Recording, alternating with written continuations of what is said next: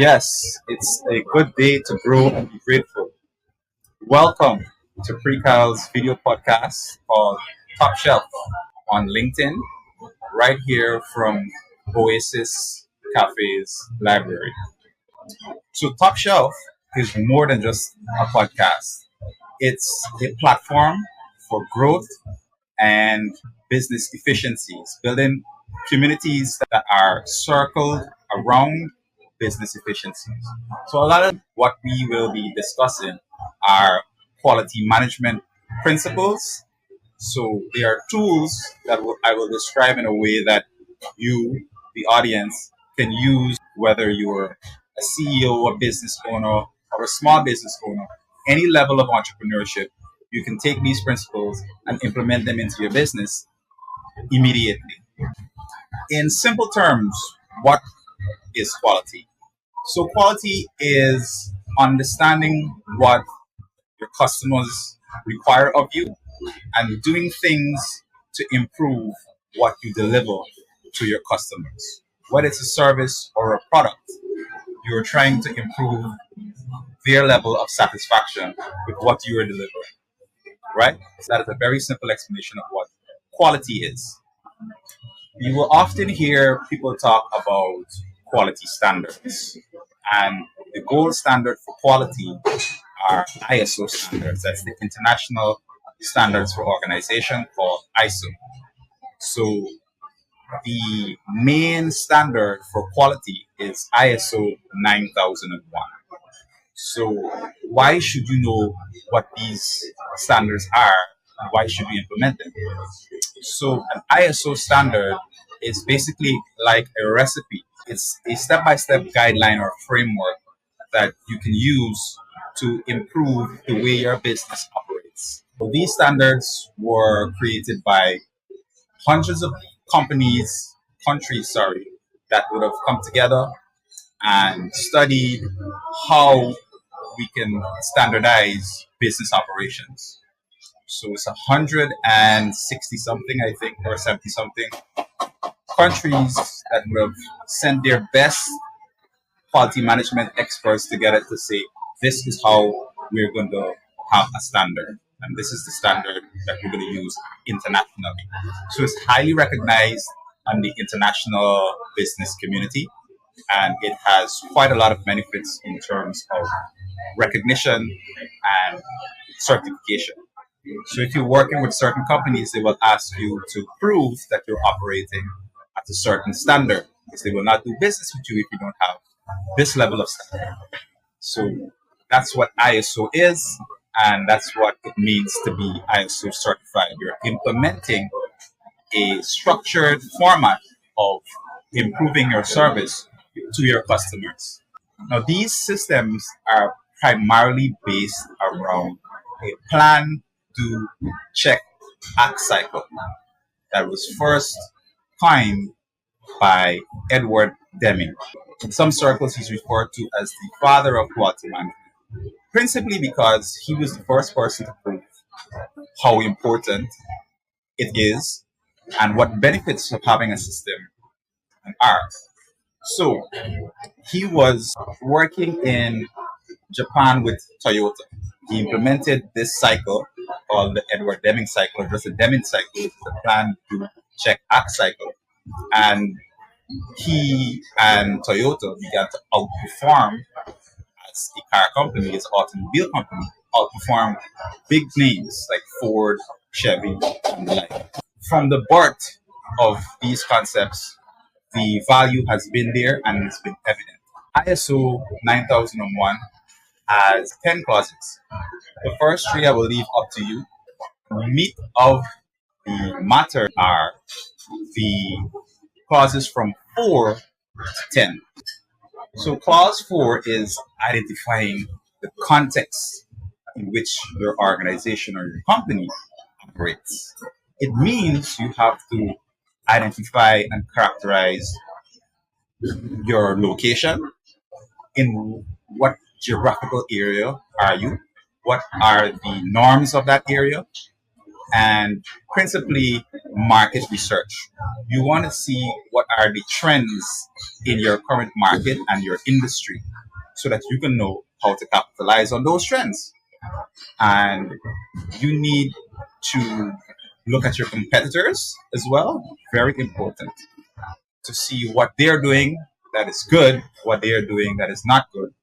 So all this goes into your context, and you need to describe your organization as objectively as possible and yourself, and be honest about your ability as an owner, a manager, and be honest about how your business is performing. What are the characteristics of your businesses? Very difficult to get management executive to do a SWOT analysis, especially when it comes to the W weaknesses. So be very honest about this part of and this clause of the standard.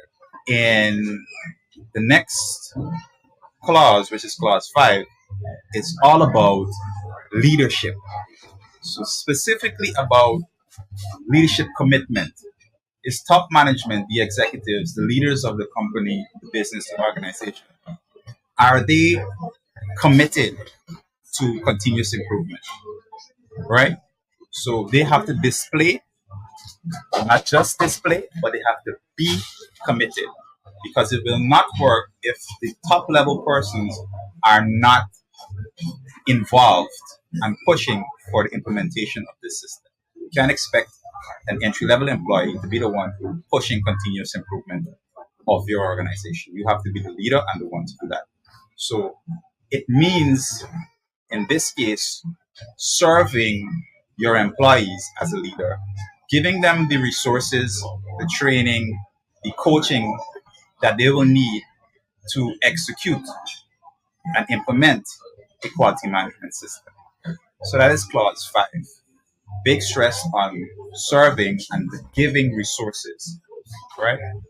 So that is clause 5, and we go into clause 6, which is planning. A lot of this might sound boring, but it's very important that we get this out of the way before we get to the more exciting stuff in the next episode.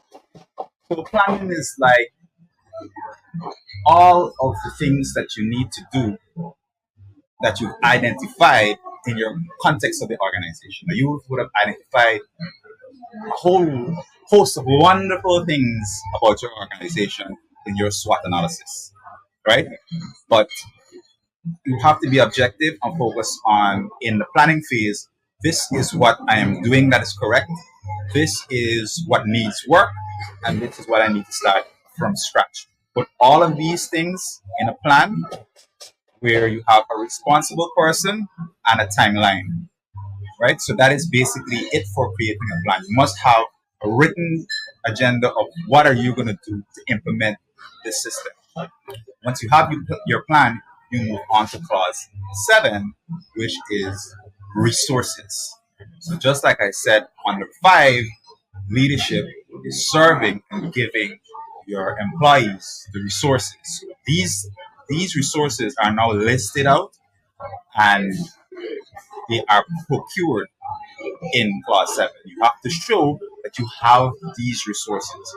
Now the resources are material resources, and which also falls under financial resources, because you're going to do a budget of all the material things that you need, how much money you need to invest, and there is also human resources.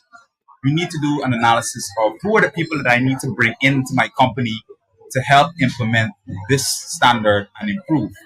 Do I need to hire a receptionist? Do I need to hire quality personnel, safety personnel, security? Make a list of all the persons that you need to hire. That is part of your resources. An often overlooked part of resources also is time. Now, as busy executives, you have 100 meetings that last 2 hours every day. That doesn't seem feasible, and it doesn't leave you with much time. You may feel that way, but you have to make time to implement this system at your business. You have to work the most in your business as a leader. As higher up you go, higher the level of commitment and the more work volume you have to give. right? So time commitment, you have to allot that resource to give to your employees, the coaching, the monitoring, all of that. And then a big part of resources as well is training. You have to have a regular system for training your employees, right? You have to train them on being aware of what the quality management system is and what they need to do, build capacity as well in technical areas. You need to set up a training matrix and a training schedule, test those competencies, make sure that they have all the knowledge, resources that they need. So after you've done your resource allocation, you move on to clause 8. Clause 8 is the biggest, longest clause to implement and to audit once it's been set up because it's all about your operations. All your SOPs, all your processes are developed and audited in this clause. So if you have a wide array of services that you're giving, each one of those service and service types needs a well-defined process. So there's a process of creating a process, right? So that is why you would need someone to help you with the implementation of the standard. So if you just pick the standard off the internet and you go through the 100 odd pages, almost 200 pages, brilliantly understand what needs to be done from reading it, you still need someone who has the experience of implementing these things. You need to take time to sit with your employees. They are the ground level people that are executing these processes on a daily basis. They have the wealth of knowledge. Okay, this is how you initially wanted it to work, but practically on the ground, we're doing it like this. And the results, the good results you're seeing is because we're doing it like this. It might be that you tell them to do it like this and they're doing it like this and then have a bad outcome. So that is why you need to speak with your employees to know, get a baseline of what is going on in terms of process execution. So develop your process, take the time to do that. That is clause 8. As I could speak for days. We probably have to do 2 episodes just on clause 8. It's going to be fun though. And then we go into clause 9, which is evaluation. You're evaluating the performance of your employees and your performance of your SOP and then company-wide performance. Now, to do this, in your very first step, in the context of organization, you would have had to define a vision. Because that's part of your context. I am Stefan Gravesande. I'm a quality management person and I want to share quality knowledge. That is my context. So you will define your vision in your context. A vision usually carries mission and then objectives. Now, the key here is to make objectives that are specific, measurable, achievable, realistic, and time bound. Now, if you get good at doing that, or you have someone that can make a smart objective properly, it usually gives birth to a KPI, a key performance indicator. So this is the tool that you will be using in clause 9 to measure and evaluate your performance. Right? So you must have a system to capture data and analyze that data and come up with recommendations for improvement, which is done in clause 10. This is the final clause, and arguably the most important clause of ISO 9001. So it's titled continuous improvement. So from your evaluations and all the processes that we did before, all the different clauses, you will have recommendations that you need to implement. That is the point of the continuous improvement.